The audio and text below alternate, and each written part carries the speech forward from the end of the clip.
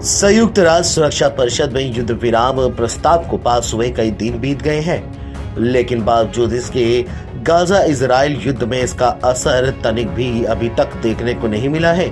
इस दौरान लेबनान में मौजूद हमास के एक वरिष्ठ अधिकारी ने सीएनएन को एक इंटरव्यू दिया।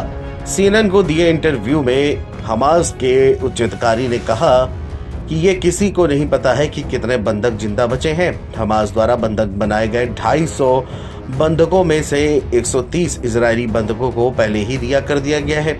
बचे हुए 120 बंधक युद्ध विराम समझौते के लिए बहुत अहम है। वहीं अब हमास के अधिकारी के इस बयान ने बंधकों के परिवारों की चिंता को एकदम से बढ़ा दिया है।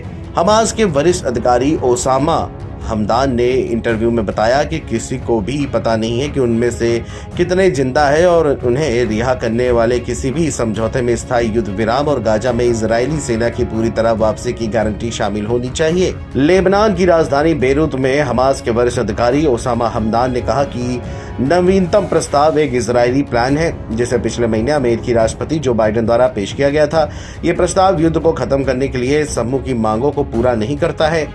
हमदान ने बताया कि हमास युद्ध विराम समझौते पर तभी राजी होगा जब उसको स्थायी युद्ध विराम पर इजराइल के रुख का स्पष्टीकरण मिल जाएगा। वहीं हमास की मांगों के बारे में बताते हुए उन्होंने कहा कि गाजा से पूरी तरह इजरायली सेना की वापसी, फिलिस्तीनियों को अपना भविष्य खुद तय करने देना, पुनर्निर्माण, घेराबंदी को खत्म करना और कैदियों की अदला बदली के सौदे के बारे में उचित जानकारी शामिल है। हाल ही के दिनों में अमेरिका की सीज फायर प्रस्ताव पर बातचीत तेज हुई थी, लेकिन बुधवार को हमास के जवाब के बाद से ये बातचीत बीच में फिर अटक गई है। वहीं ब्लिंकन ने हमास के जवाब में दी गई संशोधन की मांगों पर निशाना जाहिर किया है। ब्लिंकन ने बुधवार को दोहा में एक प्रेस कॉन्फ्रेंस में कहा कि हमास के कुछ बदलाव व्यवहारिक है और कुछ नहीं है। बताते चले कि 7 अक्टूबर 2023 को इसराइल पर हमला करते हुए हमास ने इसराइल के 250 से भी ज्यादा नागरिकों को बंधक बना लिया था। इस हमले में करीब 1200 लोगों की मौत हुई थी।